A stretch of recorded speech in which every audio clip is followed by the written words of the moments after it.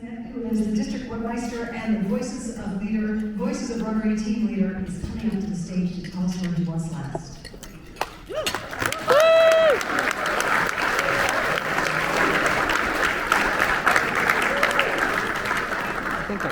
We're going to talk to you a little bit about Ukraine. And first off, I wanted to be sure this was a TED Talk. So I looked up and did some research on what makes a good TED Talk.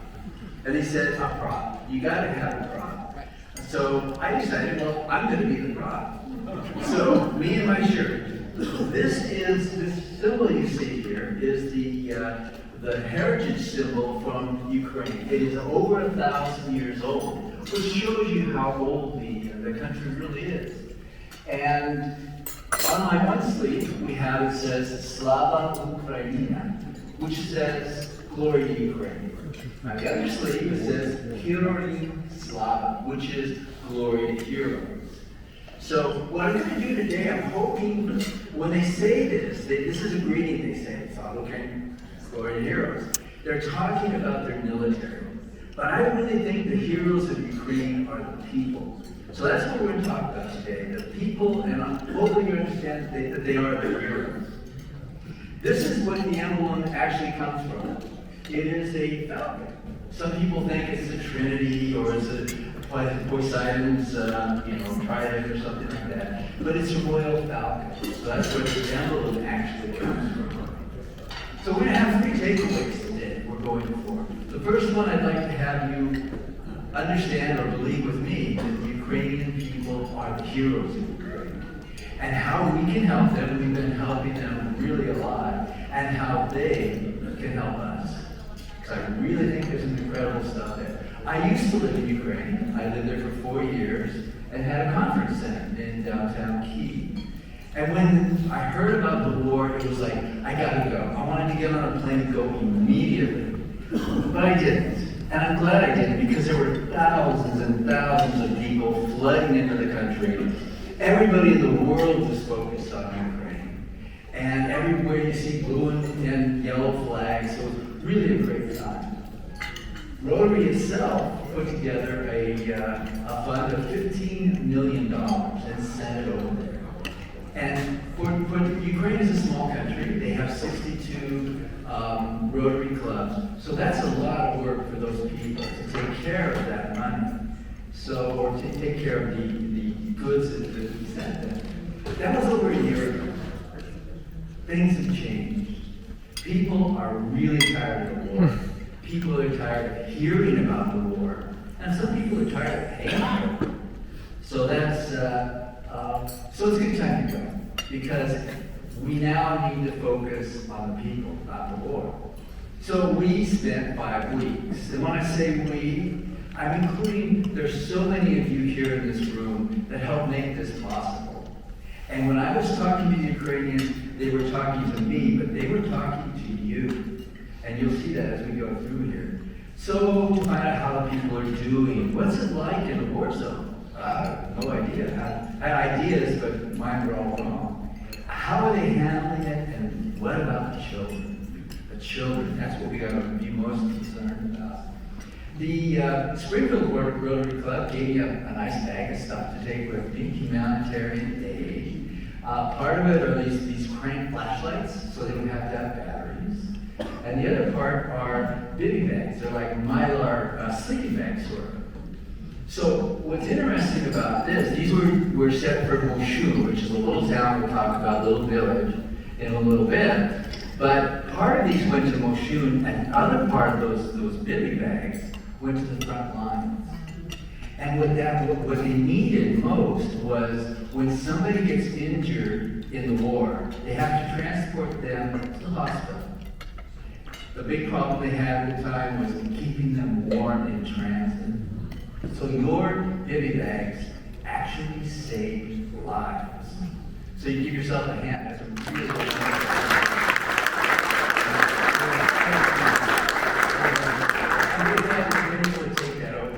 So what we do is we're going to visit 3 places. We're going to see 3 incredible Rotarians.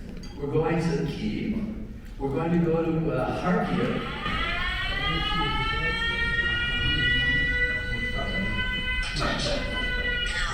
alert. Proceed to the nearest shelter. Don't be careless. Your overconfidence is your weakness.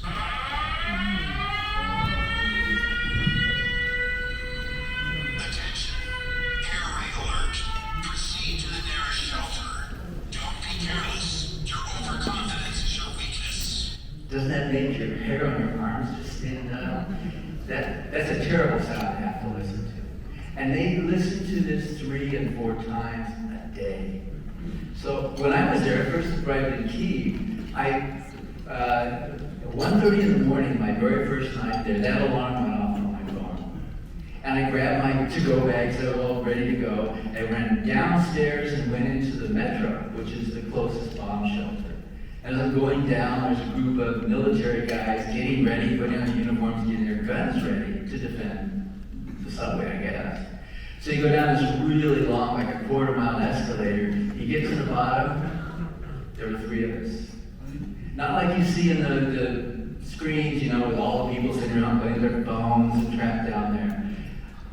So I waited a little bit and came back upstairs. It was snowing and watched all the cars and navigating the roadblocks, and went back to the hotel. It was all clear. But those people, you get so tired of it. They just, 4 times a day for an entire year, they just go on with the rest of their lives. It's just some slight annoyance. So, but I thought you should share that. Anyway, we're going to visit these 3 places. Kharkiv is the closest to the war zone, and we're going to go to Cherkasy. So this is when we landed in Warsaw. This is kind of the weather it was. Got up the next day and took the train to Kyiv, which is interesting because it used to be called Kyiv, but now it's Kyiv. It's very fashionable, you know. And on the train, there were mostly women and children, Ukrainian women and children going home. And I talked to anybody. I talked to anybody. And so as you're speaking English, I asked them, you know, where are you going and things like that. They said that for them and their children, it was harder to be apart from their husbands and fathers than it was to be in a war zone. So they made that decision. They fled before and they were just coming back home. So this is Kyiv. And you guys may have met this fellow. This is Sergei. He, as soon as the war started, Sergei was doing Zoom meetings. He looked up all over the world. He was doing Zoom meetings, and he did some with us in our district here.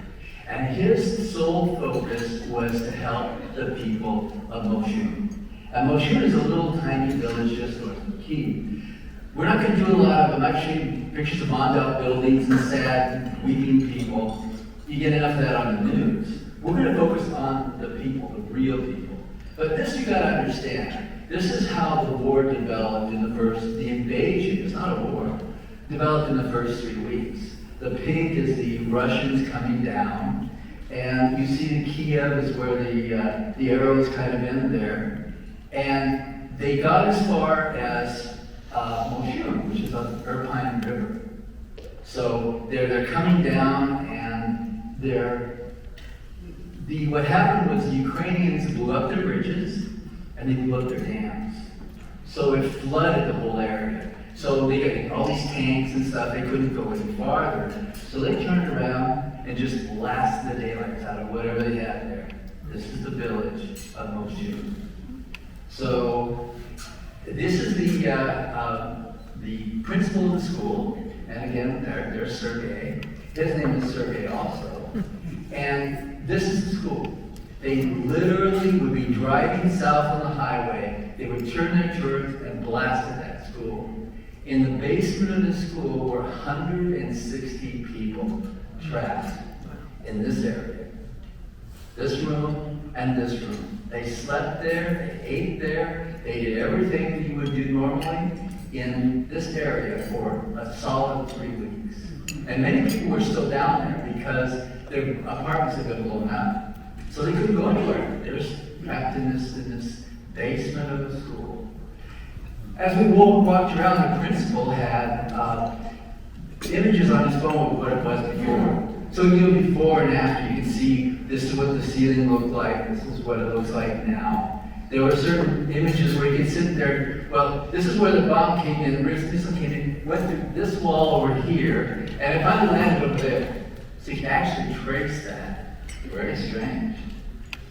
They managed, by the time when I was there, they had 100 temporary houses for the people in Ocean. Now they're up to 115. So it's they're reaching what they needed to reach. You can see people from all over the world contributed to that, thanks to Sergey, from Japan, from just everywhere. Those are Rotarians, that's us in the world. That's an important thing. What they chose to do, instead of, a lot of the other nonprofits were putting these buildings in like clusters, right? Building ghettos. But they decided, no, we're going to put these on people's property, so they can be where they live. This guy, you can see behind him, that's his house. Not much there, but that's where he's at. So he gets to be at home. This is just another couple with their building. This is one from Japan, number 37. So Sergey keeps track of everything. Really great. This is, do anybody know Fancy, the artist? Yeah. Great. Because this is one of his pieces. This is in a little village right next to Motion. You can see on the, was that Oh, yeah, you can. left-hand side? You can see where it is in the building, but it's the guy in the bathtub. Actually, somebody was trying to steal these, so they had to put some security on them. This is downtown Kyiv. This is Maidan, which is the main square downtown. And for the most part, life goes on. Ukrainians are very good at just, they're stoic people. But you have the barriers. So when the tanks come running down, they're ready to roll those guys out and protect their property, protect their villages. That's another view of Maidan. You may recognize the statue. This is St. Michael's up on the hill. And over on the side here, what they've done throughout all of Ukraine is they protect their monuments with sandbags. That's a monument to Olga, which is one of the original women from Ukraine. And so they protect their heritage. Their heritage is very important to them, and it's very old. So, now we're going to go to Kharkiv. Kharkiv, I was expecting, okay, what kind of train am I going to be on going into a war zone? Probably that. Turns out, it was a super modern fast train. It was just elegant and very luxurious. A 5-hour train ride cost me $17. Wow. So, it's pretty good. And this is Yulia, and this is her, Yulia's redhead. They are such dedicated people. She is a psychologist, she does counseling services. And what she did was she bought 3 cars and gave them to the military. She also made her cell phone a hotline. So she would get calls all hours of the day and night of people that needed help. So, and when you're there, everybody works. So they put me to work on there. And these are the villages we visited. So you can see Kharkiv there. Going to the east, that's Russia, over on the edge. And the red zone is the Ukrainian territory being occupied by Russia. The green zone is what was occupied but was liberated in that video. And you can see the tanks and that's the Russian border there. So they got all their artillery just blasting down. I was within 7 miles of active fighting. That's the closest I got. And it was, you can hear it, you can see it on the horizon, but it's just not as we think of it as being a war zone. Everybody's constantly being bombed. No. Life goes on. And in Ukraine, they're very good at making that happen. This is the village. I love these people. Look at them. They're living in their root cellars. Their entire properties have been destroyed. So, I don't know if you ever know what a root cellar is, but when you're a farmer, you have a place where you put your cabbages and your beets and things. It's underground sort of thing. They actually were in those for the full 3 weeks, all their family, and they still live there. So, and it's probably the one that we were in is about 12 feet by 16 feet, with a family of 3 in it, 3 different generations. This fellow was so anxious to talk to you, to say, thank you so much, America.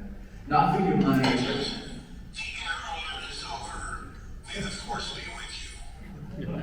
Attention. The air alert is over. May the force be with you. recognize that voice? That's Luke Skywalker. But that's the official alarm. So you got the whole treatment here. But he wanted to say thank you to America. So he made a very nice presentation. And thanking you because if you hadn't helped him, they would still be behind the Russian lines. So that was very important for him to say. This is Ludmilla. Ludmilla has a family of 3 generations living in the same house. This is their house. And the sons live in different parts. She had her area too. In the back there, that's the door to the root cellar. And this is the root cellar downstairs, where they lived for 3 weeks. Until the Russians, which happened to be Chechens, by the way, until they came and said, we want your house. You have 5 minutes to get out of here, or we will kill you. So they packed up and tried to make their way someplace else to find a place to live. They didn't come back. This is a fellow, we were delivering diapers. He just had a newborn baby. And you can see the house where he's standing pointing. That's him building his own house. He's put it back together. As he can buy material, he builds it and does what he can with it. He's pointing to the backyard, or his field. Out in his field, his son walked out there, saw this pretty green thing on the ground, bent over, picked it up, and died. It was a landmine. And that's the landmine that killed his son. There are 115,000 square miles of Ukraine that have been littered with landmines. What the Russians do, they have these drones that go out and just spread them all over the place.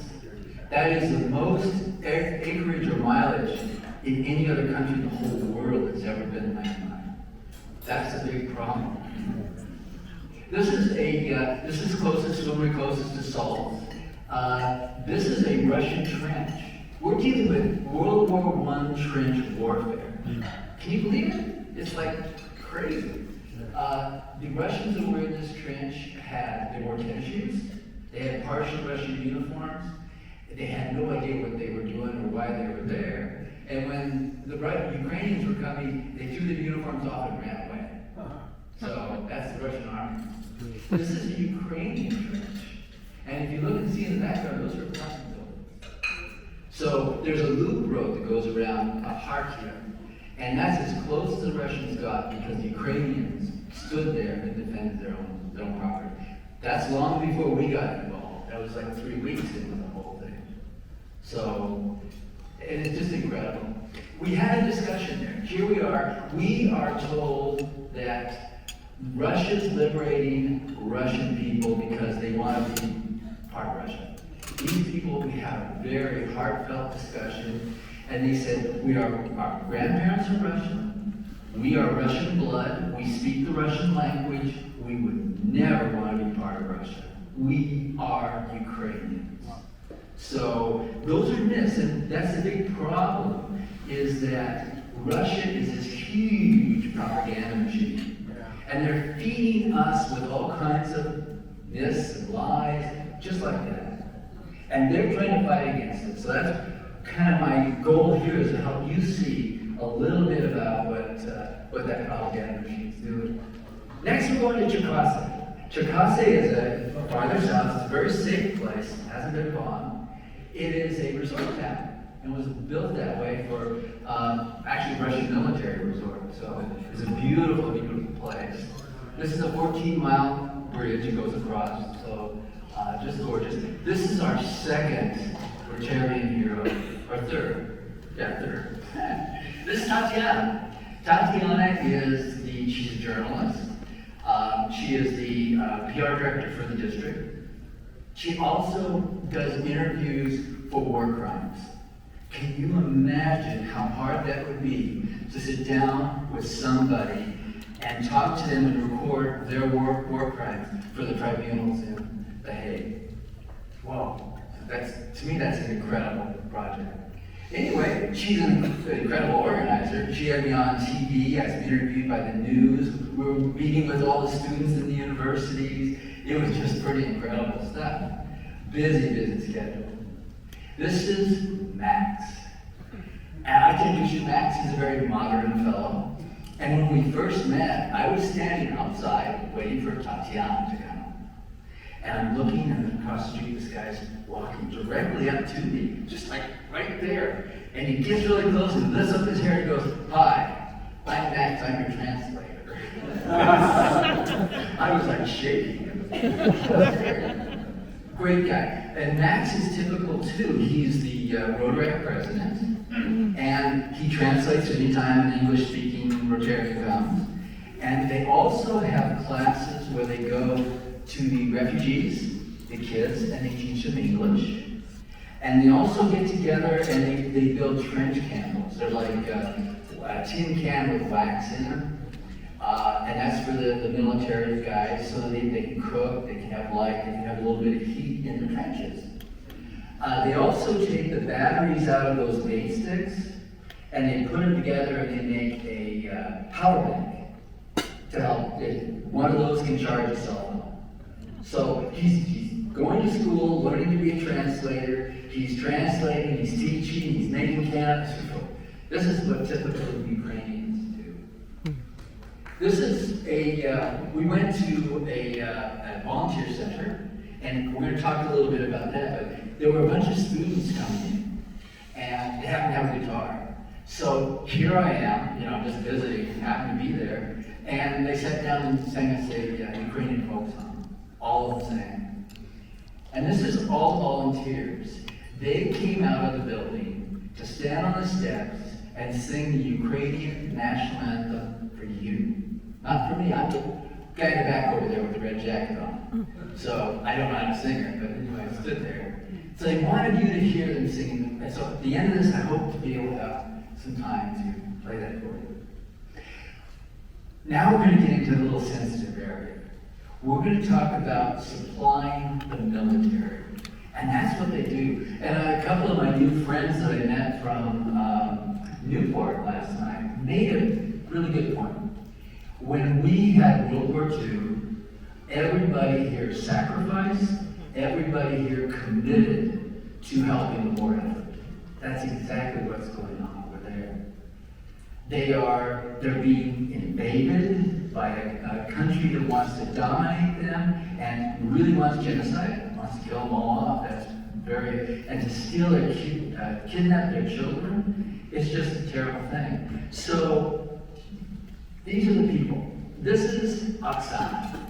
And Oksana is an incredible woman. Here she is, pretty demure, nice, really nice person. And she talks like this, and she kind of like that, back and forth. But that night, she got into a convoy, and they blast down, in the middle of the night, they blast down the whatever road they can find to deliver supplies to Bakhmut, behind enemy lines. So this is Oksana in her, tough woman thing. But you can see the convoy, and this is the bridge that they came upon, and that's the supplies.